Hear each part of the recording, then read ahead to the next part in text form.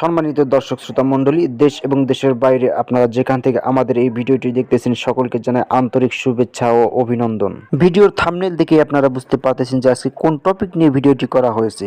সম্মানিত দর্শক শ্রোতা মণ্ডলী, যারা খুবই আশা আকাঙ্ক্ষা আগ্রহ নিয়ে বাড়িতে একটি গাই গরু লালন পালন করতেছেন, গাই গরুটি 2-3টা বিয়ানোর পর আর গাই গরুটি হিটে আসছে না।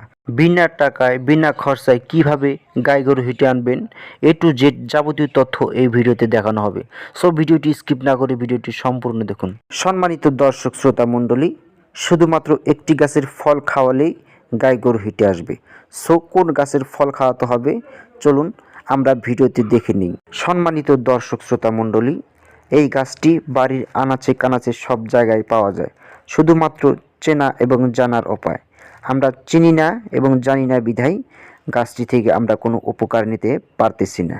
সম্মানিত দর্শক শ্রোতা মণ্ডলী, এই গাছটিকে আমাদের গ্রামের ভাষায় খোকসা গাছ, কেউ ঢোকসা গাছ বলে থাকি। শুধুমাত্র এই গাছের ফল খাওয়ালেই গাভী হিটে আসবে।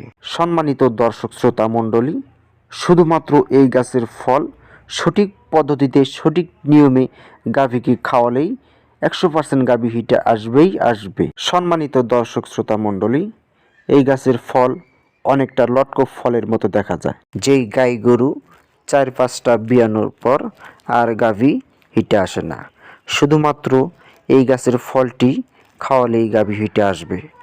সো কোন নিয়মে কোন পদ্ধতিতে ফল খাওয়াবেন তাহলে চলুন আমরা জেনে নিই। সম্মানিত দর্শক শ্রোতা মণ্ডলী, গাভী হিটে আনার জন্য 7 থেকে 8 দিন এই গাছের ফল খাওয়ালেই গাভী হিটে আসবে। সো প্রথমত এই গাছের ফল 5 থেকে 6টা সংগ্রহ করবেন।